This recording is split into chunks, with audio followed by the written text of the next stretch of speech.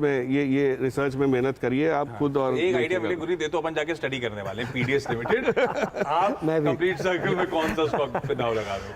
तो हमें आशीष defence as a theme बहुत अच्छा लगता है। तो इसमें 2 स्टॉक्स हैं जो हमारे कवरेज में हैं, मैं उन्हीं पे बात कर सकता हूँ जिसमें मैं इन्वेस्टेड हूँ।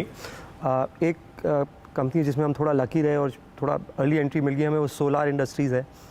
ये कमर्शियल एक्सप्लोजिव्स की बहुत बड़ी कंपनी है, पैकेज एक्सप्लोजिव एक्सपोर्ट्स में भी है। तो यहाँ पे इसका वॉल्यूम ग्रोथ हुआ 15% के आसपास पिछले 3 साल में। और ये जो डिफेंस में इनकी एंट्री हुई है वो बहुत अच्छी हुई, इनका ऑर्डर बहुत अच्छे मिल रहे हैं। और इनका बेस्ट पार्ट है इनके पास कंज्यूमेबल डिफेंस के प्रोडक्ट्स ज़्यादा हैं, तो फ्रीक्वेंसी ऑफ ऑर्डर्स जो है और जो उसका एग्जीक्यूशन है वो भी टर्न अराउंड अच्छा होता है। तो ये हैंड ग्रेनेड्स में है, पिनाका रॉकेट्स में है।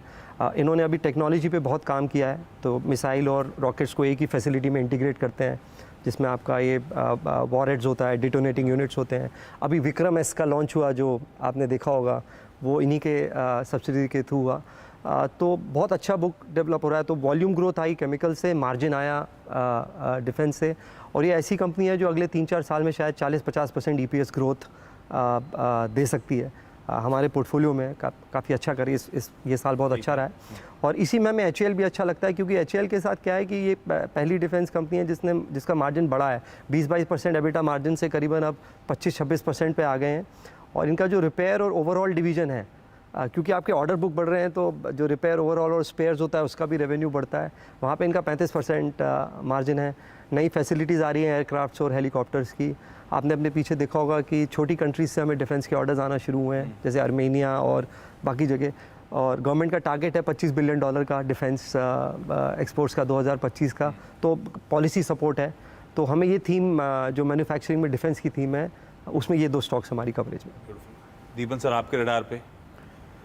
देखिए, I am always been very bullish on technology, और जो डिजिटाइजेशन जो हो रही है इंडिया में globally, I think that's a very powerful investment theme.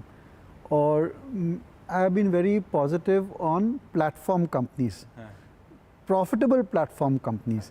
I am not talking of Zomato और पेटीएम और नाइका, बट ऐसी 4-5 अन्य कंपनीज है जो काफ़ी प्रॉफिटेबल है। और first platform company which was very successful in India was InfoEdge. But after InfoEdge, we had the choice, like we have RateGain Technologies, we have Tanla Solutions, we have Route Mobile, IndiaMart, Affle India. So these are companies जो की speciality क्या रहती है, they have created the platform, और जैसे जैसे users आते हैं, as they get more and more customers, the revenues start to shoot up but the expenses do not go up. तो operating leverage benefit मिलता है. No doubt they are trading expensive because उनकी जो return on investment है वो बहुत ज़्यादा रहती है. So in this entire group, there are 2 companies which we are very positive on. Usual disclosure we and our clients are invested in. First is Route Mobile. It is the OTP company. Yes. अगर आपको कुछ भी करना है, OTP आता है, आपको WhatsApp पे कुछ मैसेज आता है, ईमेल आती है, that is the company which is facilitating that particular service. और उनका डोमेस्टिक मार्केट भी स्ट्रांग है, और globally also they are expanding significantly, organically as well as inorganically. Stock is trading about 34-35 times, पर मैनेजमेंट ने they have increase their guidance to 60% growth rate for this year. और मेरे हिसाब से 20-25% की ग्रोथ अगले 3-4 साल is certainly possible in Route Mobile, and there is scope for earnings to be much higher than what street is expecting, और price to earnings multiple भी improve हो सकती है. तो ये पहली कंपनी हो गई रूट मोबाइल. दूसरी कंपनी है एफल इंडिया.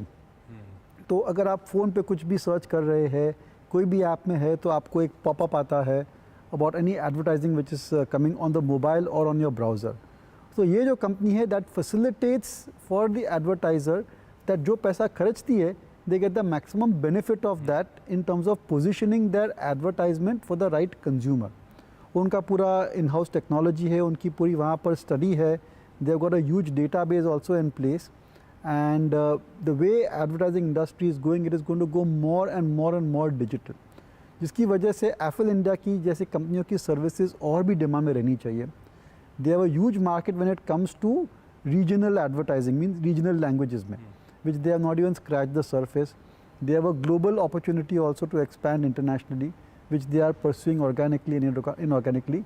केवल एक रिस्क फैक्टर है कि आज की तारीख में जो पर्सनल डेटा है, that is becoming more and more a controversial issue, and whether it is Google or whether it is Apple, they are trying to make sure that आपकी जो personal data है, personal preferences है, जो cookies है, they are not going to grow as freely into the public domain as it was going just now. So that is a slight risk factor. और हर con call में हम management को यही पूछते हैं, but they are giving satisfactory answer and they are working around it.